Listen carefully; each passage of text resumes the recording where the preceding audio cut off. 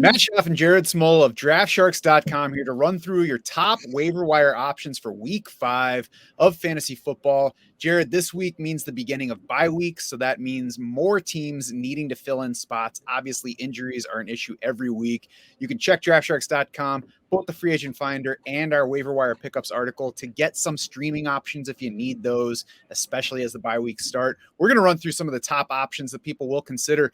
Not necessarily guys that we're looking to add this week, but we'll get to those specifics by player. Let's start at running back, where Jaleel McLaughlin went from being a guy who stole a touchdown in week 1 to suddenly somebody we need to know more about, Jared. So tell me more about Jaleel McLaughlin now. Yeah, well, he's popped on the radar more here with Jameson Williams going down with a hip injury this past week. Adam Schefter's report was, it's a hip flexor and that Javonte is not expected to miss much time, if any.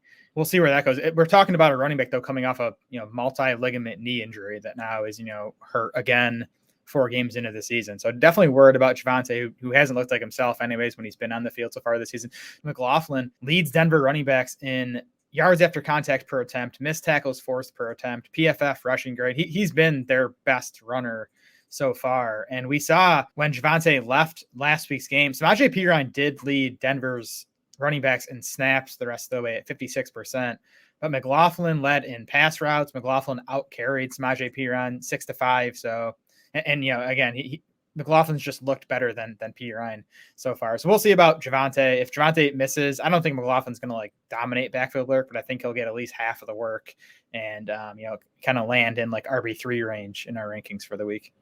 He's a small, fast guy, and those guys have a tendency to, if they do something with the touches that they get more touches. Like you said, he's not going to dominate a backfield because he's not built that way. But Samaje Perine, we knew heading into the season, is a limited player. He's useful, but that's the nicest thing you can say about his ability in football. So Jaleel McLaughlin becomes interesting. We knew that there would be potential complications for Jameson Williams this year coming off the knee issue. There can always be other surrounding stuff. And he plays running back in the NFL. So even if it has nothing to do with his knee, sometimes you get hurt. So he's worth adding at this point as McLaughlin. Samaje Perine's not doing anything for you so far, but probably worth keeping around if you can help it. If you're looking for somebody to drop because you need that spot, I think he's droppable, but I'm not dropping Perine this week just for the sake of getting rid of him. Yeah, agreed. And Perine, by the way, has been solid in the passing game so far this season, and he was solid in the passing game for the Bengals last year. So again, I think that, McLaughlin and Perine will be ranked pretty similarly if Javonte misses this week. And ranked pretty similarly in our rest of way rankings right now, which are updated on DraftSharks.com. Chuba Hubbard, talking about limited running backs. He is still the number 2 in Carolina, but he was number 1 in carries and rushing production in that game against Minnesota on Sunday. Of course, rushing production should be in air quotes because neither guy was particularly good against Minnesota. Are you looking to add Chuba Hubbard this week? Yeah, so Hubbard, like you said, out-carried Sanders 14-13. Last week, Hubbard led the backfield in snaps. Both guys ran the same number of pass routes. Now, Sanders had the groin injury. He went limited practice Wednesday, limited practice Thursday, no practice Friday, and was listed as questionable. In the first 3 games, Sanders was controlling the backfield, 61% snap rate for Sanders over the first 3 weeks. So I think last week was mostly due to the groin, but Hubbard's also been better than Sanders across the board so far this season. Yards after contact per attempt, missed tackles forced per attempt, rush yards over expected per attempt, Hubbard beating Sanders and all that stuff. So I don't know. I think, the Panthers gave Miles Sanders a big contract this offseason. So I think it's probably going to take a bit more for Hubbard to pass a healthy Miles Sanders. The door is starting to open, I think, because Sanders just hasn't played well this season and he's hurt now. So Hubbard, if Sanders ends up active week 5, I don't think Hubbard's a starting option. But he's a good stash in case of another Sanders injury or in case, the Panthers at some point just say, Hubbard's playing better. We're going to give him this backfield. Miles Sanders had a groin issue in August before the season. So this is more of a recurring thing. And obviously it's worrisome. And I would say that that's why Chuba Hubbard got more work. I know he's outperformed him so far. I think it's a small sample thing. I think Miles Sanders is a better player, but he's also not a 100% player. So having his backup on the roster is fine. I wouldn't go out of my way for Chuba Hubbard because he has shown us over larger samples that he's a limited player. I don't really think it's realistic for him to pass a healthy Miles Sanders this year if you just look at their pass production and the way that Miles Sanders is getting paid. But, maybe the groin remains an issue going forward. The other factor here is Carolina stinks. The offense is just bad. So this is not going to be a good spot for production. So, should Hubbard be on a roster in most leagues? Yeah, probably. But I'm not excited about anything here. Hubbard's efficiency was not great as a rookie. He did average 4.9 yards per carry on 95 carries last year, and then he's at 4.6 yards per carry this year. So, I don't think he's a great player, but I think he's serviceable. Where if Sanders keeps struggling or keeps dealing with this nagging groin thing, I think Hubbard's good enough. And Hubbard's rushing last year was not as good as Deontay Foreman, who they then allowed to walk to Chicago. So limited dude. If you're wondering how much you should bid on any of these running backs or the guys we're about to talk about, then you need to check our weekly waiver wire pickups article on draftsharks.com. We show you options for typical 12-team leagues, options for deep leagues, shallow leagues. We've got some super flex pickups. And every week we're going to give you one deep guy who you should stash on your roster before he gets to the point where there's breakout potential, somebody that you can pay a very little bit to get. If he turns into nothing, he costs you nothing. And if he turns into something, you got him before the rest of your league is chasing him. So check out waiver wire pickups on Draft Sharks right now and every week. Jared, we're going to move on to wide receiver, where probably the biggest name resides, and that's Jameson Williams of the Lions, because he's back 2 weeks earlier than expected. The NFL changed its punishments for being caught betting in team headquarters, which I still think is silly because they officially partner with DraftKings. But Jameson Williams had 2 games shaved off of his suspension. He's back after 4. He's available to play this week. Why does that make him addable right now when we don't know what his role is going to look like? He was an exciting prospect coming into the league, right? I mean, the Lions took him 12th overall. They traded up 20 spots to get him. So they obviously loved the guy. They seemingly loved Jahmyr Gibbs too, and we've seen how that started. So I don't know if we should weigh that, but Jack Campbell. Yeah. And almost 1,600 yards for Williams as a junior at Alabama, 19.9 yards per catch. You watch any Alabama game a few years ago, like truly elite speed for Jameson Williams. So he has that working for him. Nothing he's done in the NFL so far has been good, right? I mean, he missed most of his rookie season coming off the torn ACL. He caught 1 pass on 9 targets in 6 games as a rookie. Then the gambling suspension. Then he has a pretty ugly preseason. Then he hurts his hamstring in August. Back now in what's been a good Lions offense, which I think it works in his favor, but it's also been a run heavy Lions offense. They're 29th in neutral pass rate, so there's not a ton of volume to go around here. Amon-Ra St. Brown is locked in as the top guy. Sam Laporta has emerged as, I think the number 2 option in this passing game. Like, I'm not sure Jameson Williams can surpass him this season. And then even Josh Reynolds has played well as that number 2 wide receiver in Williams' absence. So I don't think Williams is going to come right in and, surpass Josh Reynolds. So Jameson Williams is a stash because of the upside. He's nowhere near fantasy lineups in week 5. Do not get into a bidding war over Jameson Williams this week. And if you check our waiver wire article, you'll see that he ranks high in terms of what you should spend on him. And, should's always relative. You don't have to take those recommendations, but even that percentage is not high. This is not like other weeks where we had backup running backs jump to the top as must grabs. Far from a must grab. That said, he is the high upside prospect. He is the guy that they traded up for in round 1 just last year. And his 2 touches last year were a 40-yard run and a 41-yard touchdown catch. So he's the kind of player that even on light usage could give us usable weeks. I agree. The way the offense has been going so far, it could help, but it could also hurt him because there are other guys producing where they don't need Jameson Williams right now. And we've seen with the other youngsters that we mentioned that they're not going to push a guy into regular duty just because he's a first-round pick.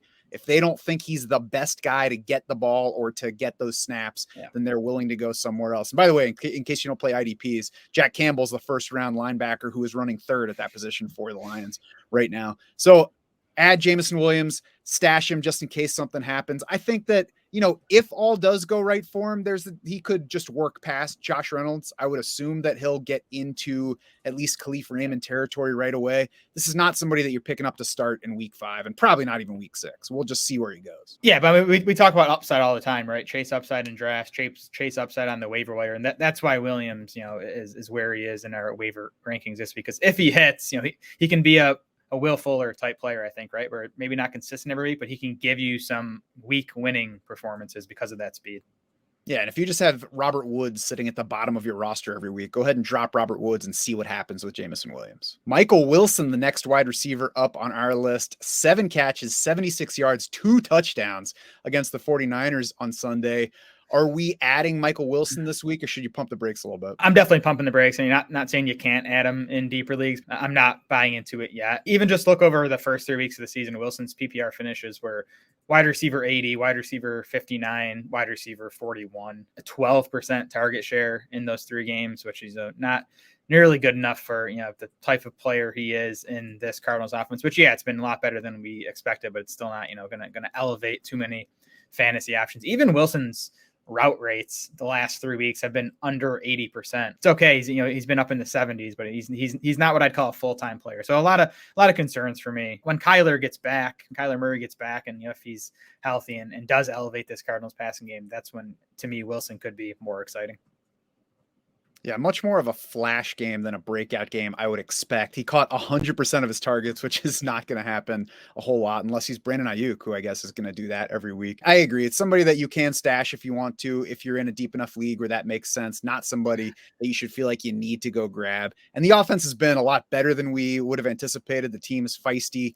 Still not a spot where we're expecting a whole bunch of fantasy points to come out of every week. Terrace Marshall has become a guy that we also can't expect many fantasy points out of, but caught a team high 9 passes for 56 yards in that loss to the Vikings last week.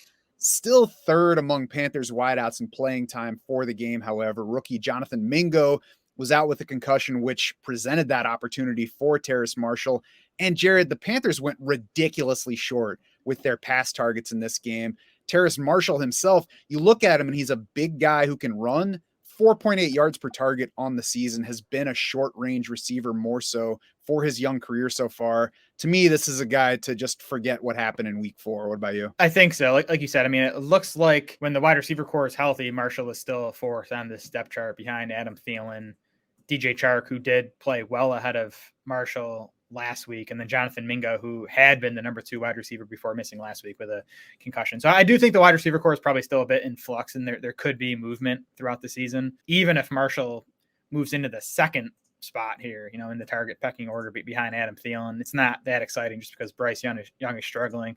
Like you said, everything is short here. Bryce Young has a 6.4 yard intended air yards per pass attempt. That's super low. There's just nothing downfield working here. So not much upside. Again, comparing, Marshall's upside to someone like Jameson Williams, not even in the same ballpark.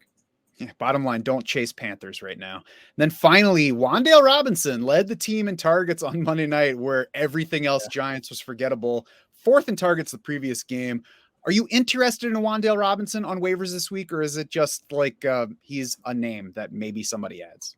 No, I'm definitely interested, and I'm more interested after seeing the routes from the Giants wide receivers about an hour ago. PFF just put those up. But the first question here is, do we want anything to do with this Giants offense?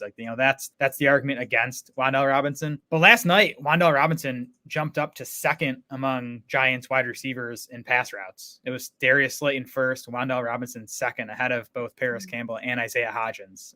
63% routes for Wan'Dale Robinson, which is still lower than we like to see, but that was up from 25% in week 3 as he, ramps back up from that ACL tear.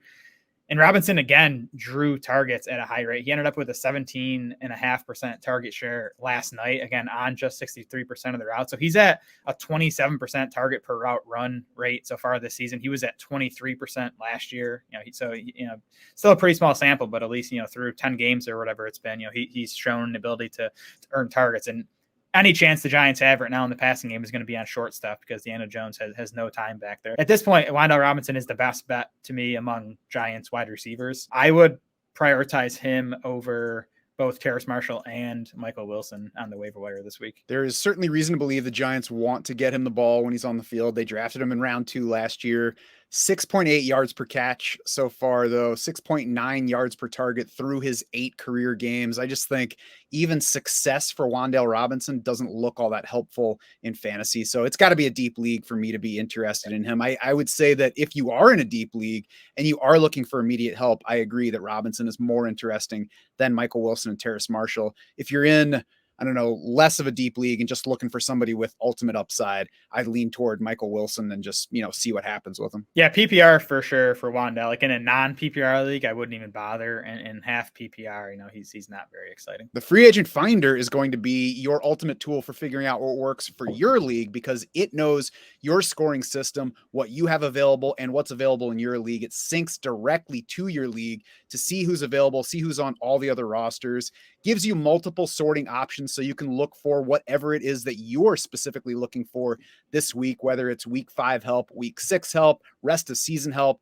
all that stuff. It can also help you figure out who you want to drop for that player because that can be a tough decision at times. Uses our projections for the upcoming week as well as for the rest of the season. And it also has consensus projections just in case you want to see how the market values players. You can also find weekly streaming options. As these bye weeks start, streaming options are going to be even more important, especially at quarterback. So you can look at the numbers, see who's available at QB, defense in your league, see who maybe you can pick up and steal a week or two from. We'll be back on Thursday to talk about our favorite streaming defenses for this week and everything else for the week. If you haven't done so already, though, in the meantime, become a DS Insider to access that free agent finder and to access the rest of the powerful tools and content that are here to help you win all season.